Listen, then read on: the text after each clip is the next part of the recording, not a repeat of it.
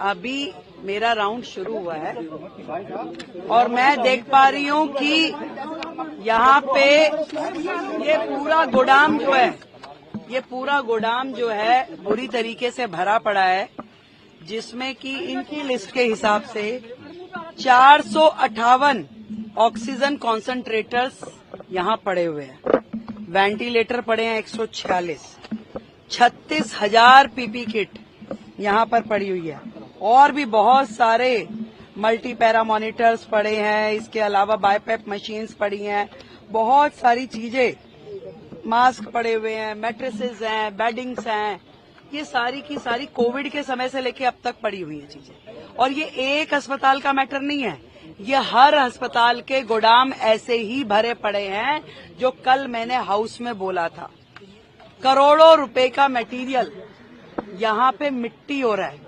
आज यदि हम किसी एक्सपर्ट से इसे दिखाएं भी तो भी ये यूटिलाइज होने की स्थिति में नहीं है। ये केवल आपके गोदाम भरे हुए हैं आज की डेट में, जिसे आप इस्तेमाल नहीं कर सकते। कोविड से लेके अब तक आप मानिए कि 458 ऑक्सीजन कॉन्सेंट्रेटर्स एक अस्पताल में पड़े हैं।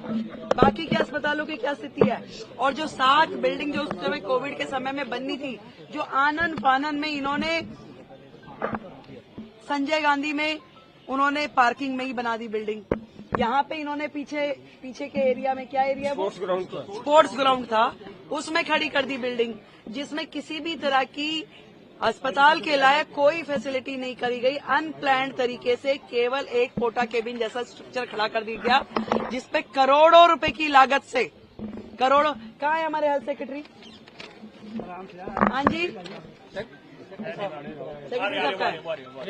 आइए। ये जो पीछे का पोटा केबिन बना, वो कितनी लागत का बना हुआ है? अभी तक कितनी लागत लगी है उसमें?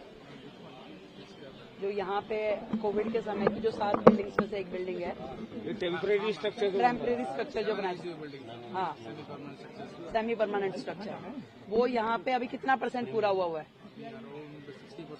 60% पूरा हुआ है। कितनी लागत से बना था ये?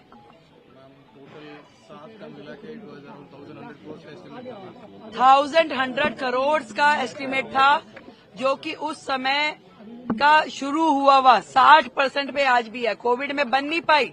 वो सारे के सारे जो थे सेमी परमानेंट स्ट्रक्चर जो थे, 7 में से एक भी बिल्डिंग पूरी नहीं हुई और वो 1200 करोड़ से ज्यादा की लागत की पूरी 7 बिल्डिंग थी। और आज की डेट में अगर उसको रिवाइज एस्टीमेट भी माने तो लगभग 2000 से ऊपर तो 6 महीने पहले का इनका एस्टीमेट था। आज की डेट में अगर मैं समझूं, अगर हम उसके ऊपर 2,500 करोड़ भी खर्च कर दें तो वो बिल्डिंग हमारे लिए अनयूटिलाइज्ड है, क्योंकि उसमें अस्पताल में होने वाला जो इंफ्रास्ट्रक्चर है उसके पैरामीटर फॉलो ही नहीं किए गए हैं। मैम, केवल इस हॉस्पिटल की बात है जिसमें आपने बताया कि 2,500 करोड़ लगेंगे, या वो सभी वो 7 बिल्डिंग जो उस समय सेमी परमानेंट स्ट्रक्चर बनाए गए थे, उसमें से एक बिल्डिंग ही है। यहाँ की बिल्डिंग की कॉस्टिंग कितनी है?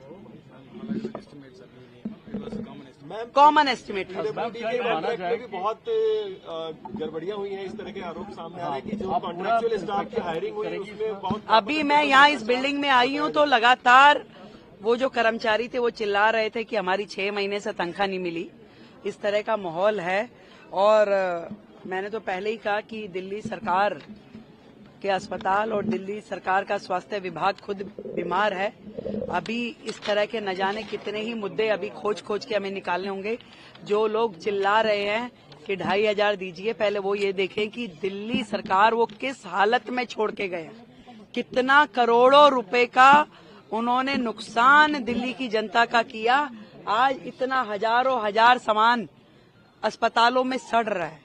ये एक अस्पताल की बात नहीं है, ये सारे अस्पतालों में इससे बड़ी सूचियां पड़ी। आपने खुद पूरे के पूरे उसकी गोदाम की हालत देखी, आप बिल्डिंग की हालत देखिए। कर्मचारियों को तनख्वाह नहीं है, अंदर इंफ्रास्ट्रक्चर नहीं है, चीजें नहीं है। इस बीमार हालत का जिम्मेदार कौन है भाई? आज हमें तो इस स्थिति में आप देखे जा रहे हो। हम इसके लिए प्रयास करेंगे चीजों को ठीक करने की। आपने पूरे के पूरे सिस्टम को डिफंक कर दिया। आज वो अस्पताल जिसमें हजारों मरीज रोजाना आते हैं, वो इलाज नहीं पा रहे। बेचारे डॉक्टर्स एम्बेरस है। मतलब यहाँ के एमडी साहब जो हैं, इनके पास 4 हॉस्पिटल का चार्ज है। क्या इतने बड़े 4 अस्पताल ये संभालने के लिए स्थिति में है? इतना ओवरबर्डन किया हुआ, एक अस्पताल आदमी संभालने में दिक्कत है। आज जो रिक्रूटमेंट होनी है, आज जो उन्होंने भर्ती करनी थी डॉक्टर्स की, एमडीज की, वो सब नहीं किया, उस सबको गड्ढे में डाल दिया। आज 4-4 बड़े अस्पतालों का एक एमडी काम कर रहा है। क्या उम्मीद कर सकते हैं हम उनसे कि वो क्या अस्पताल को देखेंगे, क्या व्यवस्थाएं दे रहे हैं? ये जो आम आदमी पार्टी की सरकार है, केवल और केवल चैनल्स पे नौटंकी करने के लिए है।